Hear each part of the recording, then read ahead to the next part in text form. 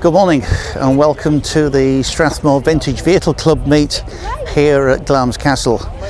We've already got an amazing display of Mercedes-Benz cars here, along with so many others. We've got the Triumph Stag boys here, the Austin Healey boys across the way, the Hillman Imp boys just across the way there as well, and actually we met some of the Hillman Imp boys at the almost compulsory visit to Starbucks this morning on the way in.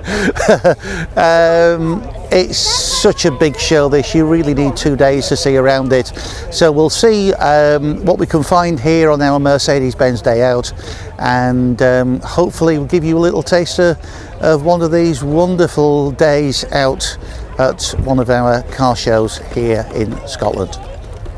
So E-Classer Estate on the avant-garde trim, lovely dark green colour, black interior, leather of course. I mean, these were a monstrous size, proper estate car. Would have been driven by, you know, sort of upper management maybe, with the family, just wanting something to just ram everything in the back. An absolute TARDIS of a thing, just fabulous. A proper Mercedes, and you know what, as good as anything out there now as far as a load lugger, a workhorse, just a brilliant thing to have. Interesting thing of course with these was a single wiper, with a mechanism that actually got the wiper to move into the corners of the windscreen. It was a remarkable piece of engineering, and you'll see that on the E-Classes and also on the C-Classes as we go through the cars on the stand today. C-Classes saloon, just again fabulous workhorse. We were speaking with a gentleman a little bit earlier today. That car's come down from way up in the north of Scotland, so it's done probably, I don't know, 150 miles, 160 miles, something like that. Never skipped a beat. 35 years old. Just again a really good example of the quality of the engineering at Mercedes-Benz at that time, and again with this single windscreen wiper, with that remarkable mechanism. And here we see a car that's been in the club for quite a long time, and actually has gone through 1 or 2 owners as well. And what a lovely colour, this sort of burnt orange, russety sort of colour, fabulous, and in great nick. C-Classer of course, and again just a brilliant old workhorse. Will still drive beautifully, will still be as comfortable as your favourite armchair. Just a lovely thing to have. And here's a beast, SL55 AMG with the V8 compressor, the supercharger, looking magnificent with those multi-spoke wheels. These were an expensive car to buy new. You're looking 75, 80, 85,000 pounds new, and they hold the money. They really do hold the money. So this is not a cheap way to get into Mercedes-Benz, not at all. But if you have the wherewithal to look after and cosset a car like this, you know what a brilliant thing to have. And another V8 compressor, AMG 55 SL, in that favourite combination of the silver colour with the black trim. Just a magnificent thing to have. 560 SEC AMG, quite rare now. Basically an S-Classer, 2-door S-Classer coupe. in what can only be described as German taxi cream. I'm sure this was never a taxi, but that's exactly the same colour as you see the airport taxis when you land at Frankfurt or Hamburg or whatever, and it's much more usual to see E-classes or C-classes in that colour, but it really does suit that car. Those very aggressive AMG wheels on it as well really set it off. That's a very, very premium car, worth a lot of money, but a beautiful thing to have. Red SL here, SL350. Nice little touch with the red inserts on the wheel hubs. I really like that. That's a really, really nice interior as well, with the cream and the wood trim. I love that combination, the cream and the wood. That's my favourite combination. Not often you see these SLs in the red, but that really works. It looks resplendent in that red. And here's Bob's little blue SLK R170, first generation. That's the 2.3 litre straight 4. Now this is something that you can get into Mercedes-Benz actually for reasonable money. These little cars, you can pick a nice one up for less than £1,500. £2,000 is going to buy you a really, really nice one. Not expensive to run. Lots of the parts were shared with C-classer and E-classer, so the availability of parts is good. Most of the times that you can get parts from either the dealers or the factors or eBay or whatever, not expensive to run. 36, 38 even on a run, maybe even 40 if you drive it sort of really, really gently. An ideal way of getting into Mercedes-Benz for relatively not a huge amount of money. And with the tin top, of course, absolutely no reason why that couldn't be your daily driver. Very, very solid little car. You have to keep on top of these for the rust, but again, it's not a huge job to sort and fettle them. It's not a complicated car, it's quite simple mechanics on these. If you fancy getting into Mercedes-Benz, this is one of the ways that you can get in. Local dealer, auto trader, Facebook marketplace, whatever, and just have fun with it. And you can't lose money on one of these. It's just a brilliant little thing to have. And here's Mary and Jamie's little R170 SLK 230 auto, 7-spoke wheels in an unusual colour. This is the ocean white, and you'll see actually there's a little model of the car inside Mary and Jamie's car, which is brilliant. Again, you can get into these for very, very, relatively very, very little money, and you would be absolutely amazed at how little you can get into Mercedes-Benz in one of these little SLKs. As I said, with Bob's blue one, 1,500 quid is going to buy you something really decent. £2,000 is going to buy you something absolutely spot on, as long as you keep away from the big engines. So the 3.2 or the AMG is going to cost you big money always, but the 2 litre or the 2.3 litre here, it's plenty for this car. This car weighs less than 1,500 kilos. It doesn't need a huge engine to run it, and let's face it, if you've got the roof down, do you really want to be doing much more than 60 anyway? We love to see these, and this is one of the beauties about the Mercedes-Benz Club, is it takes all sorts. And here's the SLK's big evil twin sister. This is the SL55 AMG, resplendent in this lovely sort of bluey grey colour with the beige interior, wooden trim again. Fantastic. For me, that's a fantastic combination. Premium car, you could have as much fun in the SLK as you could have in an SL, but the SL is going to cost you a lot more money. But it is what it is. Premium car, a fabulous thing to have, and if you've got the wherewithal to do it, do you know what? Enjoy it, get it done, enjoy it, because it's a fabulous motor car, and as good as anything out there now that's new. And this is mine, CLK 280, so that's the 3-litre V6 in the obsidian black with the cream leather and the wood trim, as you would expect. You've kind of heard me bleating on about that colour combination, the cream and the wood, and I do love it. I was introduced to this car by Ronnie, who you'll see his E-Classer a little bit later on in the video. I just love this car.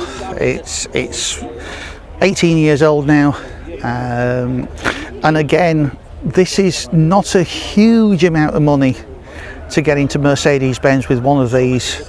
Probably a little bit more practical than the SLK. You've got almost 4 proper seats. Soft top, of course, on this one. Engine sizes from 1.8 through to 5.5 litre. And again, if you pick up one with a sensible engine, so the 2 litre, the 240, even the 3 litre, they're not hugely expensive to run, and everyone is going to think that you're driving a £20,000 car, and you are so not. When these are out and about, and it's nice weather, you've got the roof down, it's absolutely nothing better to be in and to waft about in than one of these. And I have to say, I've had this one 7 years now. And you know what, I still park it up and kind of look behind and think, blimey, that's mine. I can't imagine doing that with a Tesla.